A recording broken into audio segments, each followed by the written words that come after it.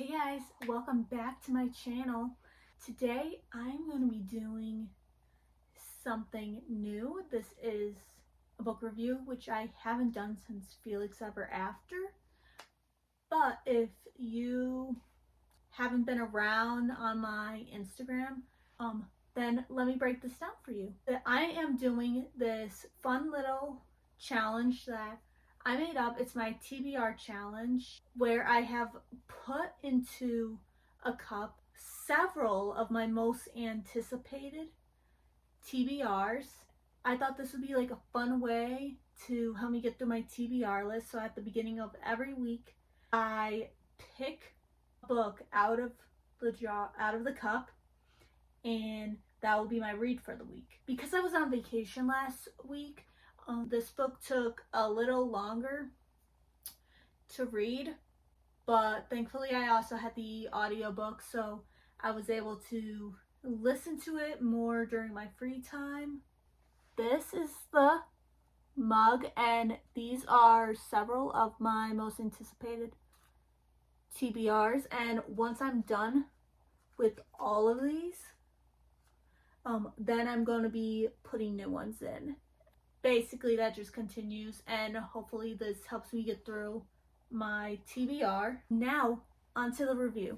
This past week, I read the book Archer's Voice by Mia Sheridan, and this is my review of it. It was very good. I really enjoyed it. I did listen to the audiobook. I do this thing where, like, reading slumps or my eyes are too tired, I do follow along with the physical book, but I listen to it, and because I'm actually a slow reader, so I do try to read at least 25 books a year, but I'm hoping to eventually get better at that, and maybe I'm just hoping audiobooks help me get through it a little faster. On to Archer's Voice. Archer's Voice follows the story of Bree Prescott, who leaves her hometown in Ohio to a small town in Maine after witnessing the gruesome death of her father. In the small town, there is a young man named Archer Hale. He's very reclusive. People don't know much about him other than that he had a tough life and he doesn't speak. At first, you would most of the people think it's because he's deaf, but actually an incident from when he was a kid caused him to permanently lose his voice. But Bree, she feels like a connection to him. She wants to be his friend, and they can both communicate through sign language, so that really helps them. She's able to communicate with Archer while no one else can, and that really grows their bond, and eventually they fall in love. And this book had a lot more drama than I was expecting.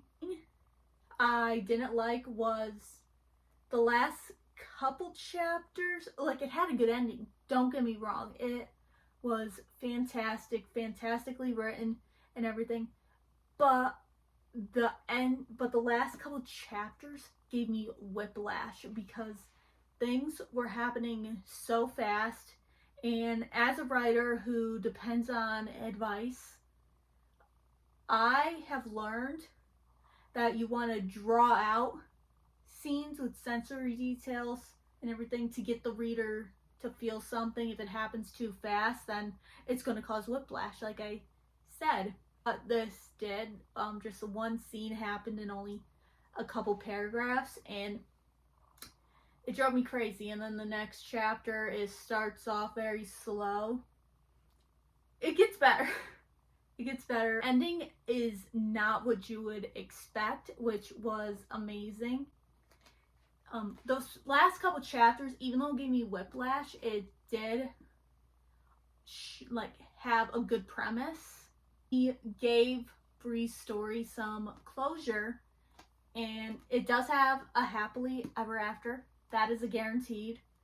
But what I loved about it is that every single time I saw it, like being advertised on TikTok, on Bookstagram, it was never advertised as a spicy book. It was always advertised as a romance book, like a sweet romance book.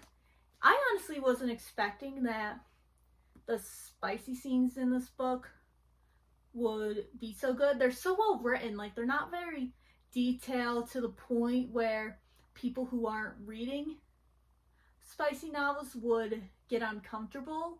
It's just enough for you to really feel something. I absolutely love, so if you're not into spicy romances, or if you want to get on the train with it but you don't want to start with anything too heavy, I definitely recommend this book. What I also loved is that it wasn't focused on the spice. It was focused more on the connection of the characters, and the spice doesn't happen until at least halfway through the book. So many spicy books start the spice so early on and then have a spicy scene basically every other chapter, which gets tiring because I'm like, I want spice in a book, but with a plot. I don't want it advertised as spicy. It was a very great read, except for the ending for giving me whiplash because I was listening to the audiobook while I was in the car, so that didn't help with the whiplash. But overall, it is a fantastic read. Great beginner book for people who want to be introduced to spice. I just really enjoyed it. Like, again, I just really enjoyed it. It's very well written. It has a story. It builds so much on the connection of the main character. And it's told mostly through Bree's point of view, but we do get Archer's point of view in some chapters, which helps us understand more of his story because he can't talk. So really, we can only understand his story either by what he tells Bree or by his flashback chapters that really help us understand more of what he was feeling, how things played out in his mind, especially because those chapters mostly take place when he was so young. That is my review. It was a great read. Definitely recommend it for people who are not keen on strong spice and would like to get a little new to it. Like, just a warning, the last couple chapters will probably give you whiplash. That is the one thing I was not a fan of. I wish she drew it out a little more.